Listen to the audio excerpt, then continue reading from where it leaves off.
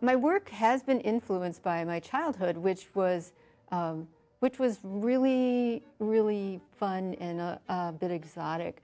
I'm the daughter of parasitologists, and I'm the only artist in my family at all, anywhere. And my young parents, I was born in New York City and lived in a hotel room in a dresser drawer for the first year of my life. And then my father became a malariologist, and we went to Rangoon, Burma, where we lived for a bit.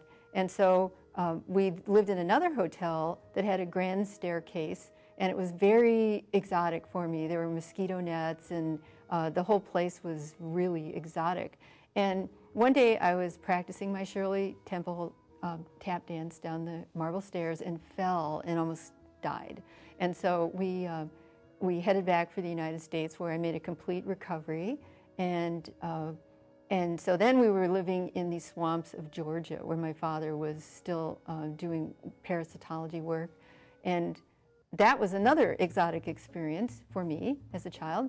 And then we moved to a small college town in central Ohio, Gambier, Ohio, the home of Kenyon College, where my father became a biology professor because our little family was becoming a big one, and there were many children, and he wanted to have a life that was, you know, with the college professor track seemed to be a better one.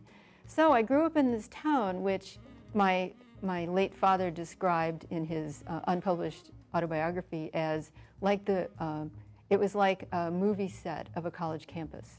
It really was. It was just, it's ivy-covered buildings and a beautiful church with a painted ceiling and gravel paths. It was just amazing.